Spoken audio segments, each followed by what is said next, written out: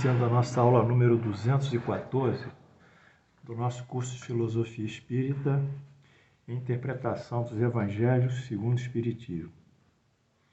Na aula passada, nós introduzimos o estudo da doutrina de Jesus, que agora é o bloco. Nós vamos estudar a doutrina de Jesus tal qual ele nos legou, e não como foi reformada por diversos, já dizia, concílios, éditos papais, enfim, toda uma série de modificações e ressignificações do seu texto. Então, na pureza daquilo que Jesus nos legou, na autenticidade, nós vamos avançar. E vamos trazer a você essa mensagem tão bonita e tão edificante. Na aula passada, nós estudamos dois conceitos preliminares que nos facilitam a compreensão da doutrina de Jesus. O conceito de metáfora e o conceito de estruturalismo ou filosofia estrutural, sendo a metáfora a modificação da significação de uma palavra no constante na nossa língua, como chave, para uma outra significação, como chave da questão, que não é a abertura de uma fechadura, como a chave indica, mas é a resposta a uma questão e a inteligência da solução do problema. E vimos também o texto referente à filosofia estrutural, estruturalismo, que globaliza todos os eventos que o homem produz no meio social. Ele produz conhecimentos, antropologia, ele produz ciência, ele produz economia, ele produz finança, ele produz trabalho, educação, ele produz filosofia, enfim, produz religião. Então, todas essas ações do homem dentro do sistema social, em que o homem realmente é o agente social, elas refletem. E como são muitas, elas têm que interagir e buscar, eu diria, uma estrutura mais ou menos compatível e interligada de uma maneira harmônica, eficiente, estável e, no final, buscar uma proposição para isso.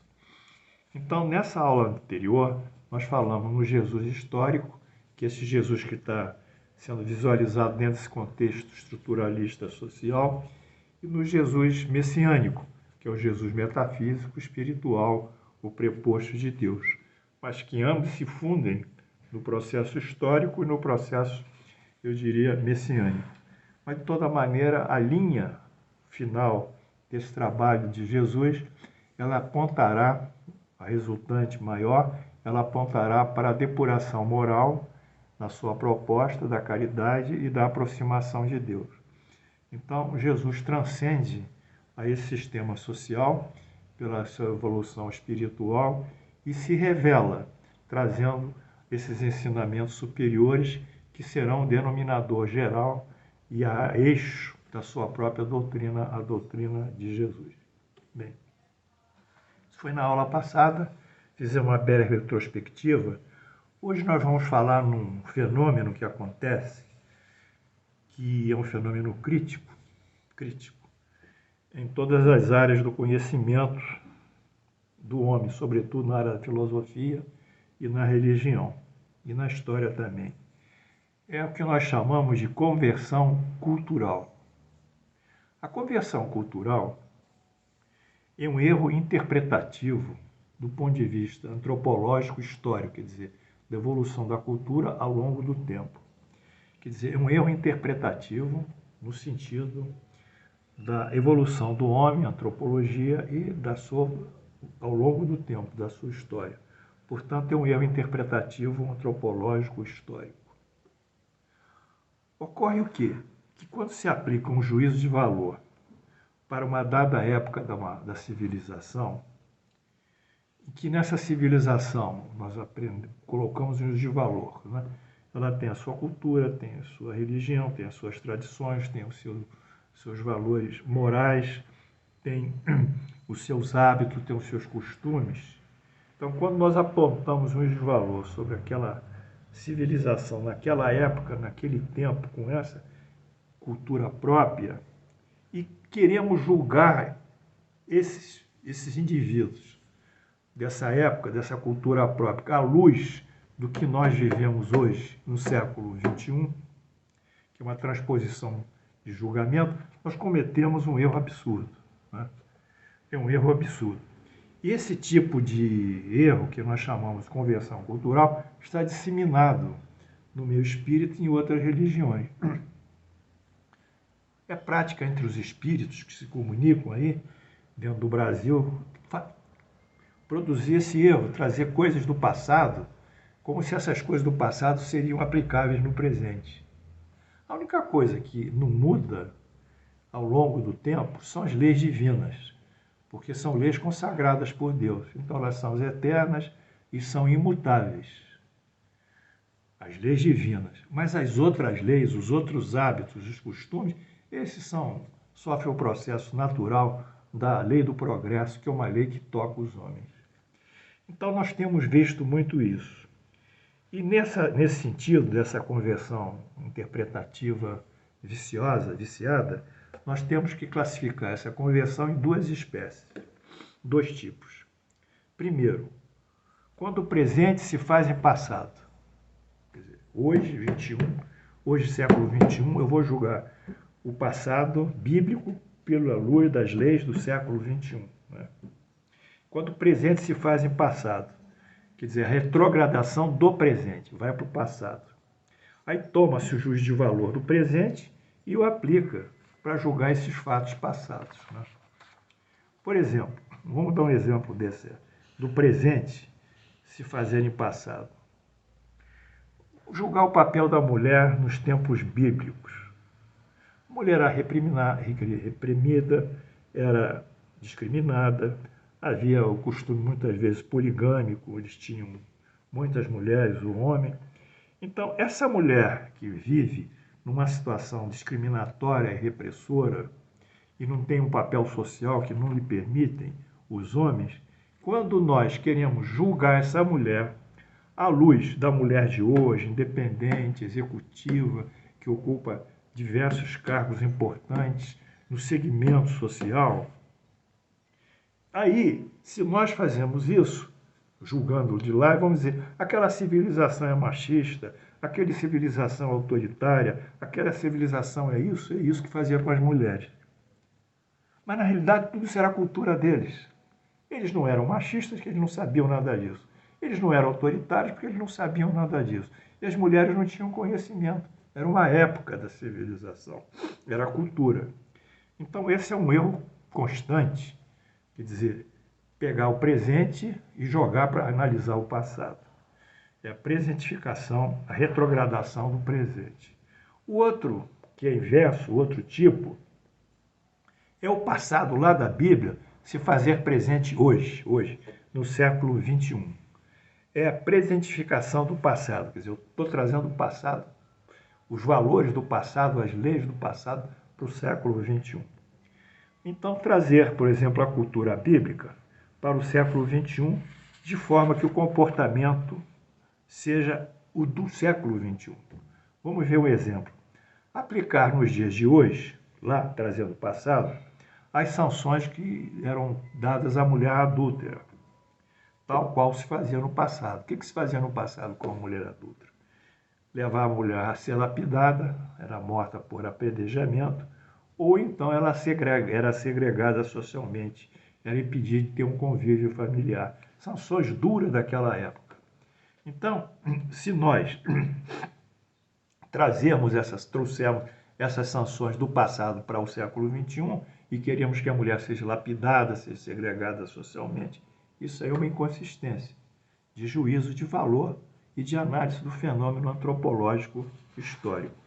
Então, essas conversões culturais, que seja a retrogradação do presente, quer dizer, o presente se faz em passado, trazer o passado para hoje, ou o presente de hoje se fazer em passado, é a presentificação do passado. Essas duas visões de juízo são totalmente erradas. Mas é o dia a dia que a gente vê isso. Infelizmente, a gente vê isso. Pega um livro espírita e começa a ver os valores que as pessoas estão dizendo que no tempo assim se fazia assado, no tempo da Bíblia era assim, era assado. Mas as coisas mudaram. Nós não estamos no tempo bíblico. São 2000 e poucos anos de Jesus e mais 5.000 anos lá dos judeus, são 7.000 anos atrás. Não pode se fazer isso. Isso é um erro. É um erro de juízo de valor. Então, essa conversão cultural, ao mesmo tempo também, esse tipo de visão, ele nega um princípio espírita, que é o princípio da evolução moral e intelectual. Ele nega a lei do progresso, porque todos nós temos que progredir. O homem lá atrás, na época da Bíblia, ele já reencarnou inúmeras vezes e já se aperfeiçoou moral e intelectualmente. Ele, hoje, no século XXI, não é o homem do século zero. Não pode ser. Então, essas movimentações são movimentações de pessoas que não têm raciocínio e boa razão. É isso que acontece. Mas o princípio também que fere essa conversão cultural é negar a evolução, como eu disse, intelectual e moral do indivíduo. Porque tudo vai seguir a lei do progresso, que é uma lei divina. Todo mundo tem que progredir. E Allan Kardec faz alguns comentários aqui sobre a lei do progresso, na pergunta 780. O progresso é completo, o progresso completo, quer dizer, intelectual e moral, constitui o objetivo dos povos. Porém, como o indivíduo só atinge esse progresso passo a passo, até que o senso moral neles seja desenvolvido, o progresso será alcançado. Então, Allan Kardec coloca para nós, na pergunta 780 do Livro dos Espíritos, que a sutileza, eu diria, a parte mais sensível do progresso é a parte do senso moral, é o juízo de valor do bem, é a relação com o próximo, no sentido da igualdade, da fraternidade, sobretudo da caridade. Quando uma civilização ela aumenta esse juízo de valor, esse senso moral, da moral do bem, da moral do desprendimento, da moral, eu diria, caritativa, as leis que essas sociedades consagram, essas civilizações, são maravilhosas. Vamos dar um exemplo assim obtuso do que está acontecendo hoje no Brasil. No dia de hoje, a Câmara do Deputado quer votar uma emenda, um PEC, projeto de emenda da Constituição, em que coloca os deputados como sujeitos impunes. Quer dizer, eles são diferenciados de mim, de vocês, de todos nós, são pessoas de outro planeta, quiçá. Eles não vão ser julgados pela mesma lei que nós somos julgados, não vão ser presos. Enfim, eles querem colocar o deputado, porque é um deputado, dentro de um critério de impunidade mesmo para os crimes comuns. Mesmo que, eu não sei bem, mas talvez um feminicídio, que é um crime terrível. Então, quem que está consagrando essas leis? São esses deputados. E por que eles são consagrados, consagram essas leis obtusas? Porque o povo acompanha ele. Então, o nosso povo não tem um senso moral. E eles também não têm um senso moral. E por isso que nós sofremos. Mas vai chegar um momento que aquilo que eu estou propondo, que o Espiritismo propõe, e outras religiões propõem sim, o juízo de valor do bem, do equilíbrio, vai chegar um momento que isso vai ser modificado. Eu não sei quando, porque o Espiritismo também não acredita nesses milagres. Esqueçam data limite de Chico Xavier, que vão vir seres extraplanetários, esqueçam isso. Não existe isso, não existe data marcada. O processo evolutivo é uma conquista constante, tenaz e difícil do homem. Se ele se esforça mais, ele abrevia as modificações. Se ele fica mais ocioso, ele lentifica essas modificações. Porque no fundo de tudo isso está o livre-arbítrio do homem. E o livre-arbítrio de homem é uma gota no oceano. Mas o livre-arbítrio de todos os homens é que vão formar o grande volume das águas do oceano. Enfim, o homem tem o seu livre-arbítrio que ele escolhe através das suas escolhas de provas, provações e da sua própria encarnação, o seu próprio destino que ele escolhe. E assim como um escolhe, a nação brasileira e outras nações têm o seu destino. E o seu destino, o destino do Brasil, é o destino globalizado de todos os homens que aqui vivem, e mulheres, e pensam. É isso. Vivemos numa situação difícil, mas o Espiritismo está aí para dar a nossa razão.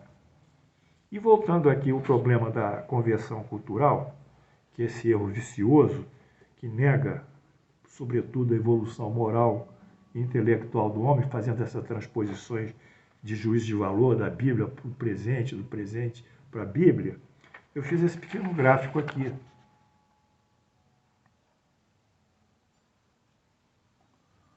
Que eu queria ler com vocês. Vamos lá? Aqui está a progressão moral e intelectual, nesse aqui. E aqui eu acho que a abscissa tá o quê? O tempo. Então aqui tem evolução, nesse aqui evolução, e aqui é o tempo. Então o que acontece? Aqui, nessa bolinha, é uma época da civilização, com a cultura, com o juízo de valor, com as suas leis, com seus costumes, com seus hábitos, com as suas tradições, com a sua religião. Está aqui na bolinha. Mas a civilização, ao longo do tempo, ela vai evoluindo. E evoluindo, ela vai subindo aqui na escala evolutiva e forma essa segunda bolinha.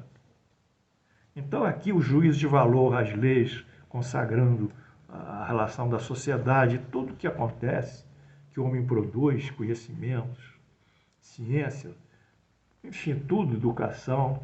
Aqui é uma época e aqui é outra época.